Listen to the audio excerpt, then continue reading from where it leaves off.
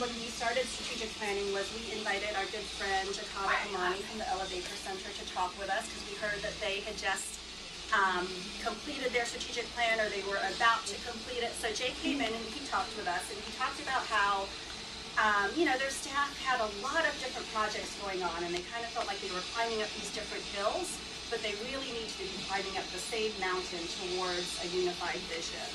And when we heard that, like, the light bulb went off in our heads. We're like, yeah, that's exactly what we want to do. We want to focus and integrate our work, because at one point we counted about 14 staff people working on 12 different projects. We were so good at saying yes to things, but, as Jay shared with us, being strategic is as much about saying no as about saying yes. And so the big theme for us around strategic planning and putting this plan together that you're looking at is about focusing and integrating our work. We really were motivated by this vision of, working towards one unified vision and climbing a single mountain together. A good job, and what we've defined in the strategic plan is that a good job is not just a job that pays a living wage. It's a job that you actually are safe in. And we've heard from drivers left and right that they're being forced to pick up chassis. Have you seen the chassis that a container sits on? I'm talking about this big container sits on. They're being forced to pick up unsafe chassis. It's a problem, right? These are drivers who are driving, huge loads that's unsafe to their own job, and of course unsafe to the public. And these are chassis and containers that the company should be paying for. So we're defining a good job in the same way that we always have, but we're expanding the definition and being very clear that a good job is not just a living wage job. It's not just a union job, it's also a job that protects the rights of workers to have a safe working environment and be free of occupational hazards. Christy Laughlin and Sir Woodson, would you please join us in the front? So these are two of our leaders on staff with the Interfaith Committee for Worker Justice. And I think they are going to share with you, what would it look like in 3 to 5 years for the Interfaith Committee to know that you've been successful in your work? So, great, thanks, boss. So, let's try and press the button. In 3 to 5 years, we hope to have and expect to have a group of progressive Christian clergy, Catholic, Protestant, evangelicals, conservatives, allied with rabbis, imams, priests, and monks, all actively engaged in changing and transforming Oakland.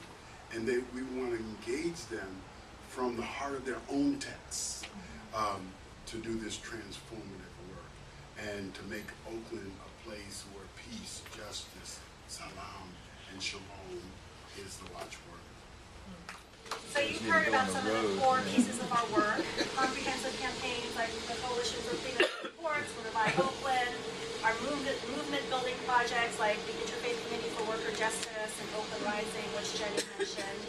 And one other part of our strategic plan that is equally important is, what does it take to do this work effectively? What does it work to sustain this work, knowing that we're in it for the long haul? This is about a lifetime, many lifetimes of change to get to where we want to go. When EBASE talks about organizational sustainability, what that really means for me, having been at this organization now for 4 years, coming in as office manager, now being able to stand here and be the development director for a kick-ass organization, what it really means is my ambition, my opportunity was met by an organization that was willing to invest in that, right? By creating the leaders that we want to see do this work, right? We don't need to go and get other people. We can support the folks that we have here that are talented, that are excited, that are engaged. We can promote them in the ways that they need to step in and become the leaders that we want. So that's among one of the things that's really important and core to me when EBASE talks about organizational sustainability.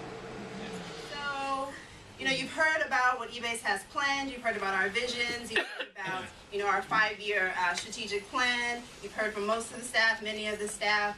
But really what it's going to take is not only our commitment to the strategic plan, but your commitment to this plan, to this vision, to really continuing to build a better Bay Area, right?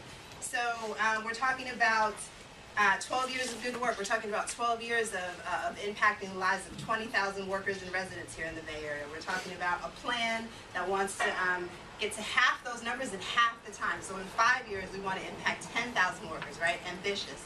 It's going to take all of us here together and committed to this work. Open Rising is certainly a space where the 5 organizations in Open Rising are really trying to think through, you know, what does our work add up to together, or what can we do together that we can't do apart? And I think with each of our coalitions, we can really try to engage more, because, you know, this is probably an area of the country with the highest density of social justice organizations, right? So we got to be able to do a lot more here in Oakland.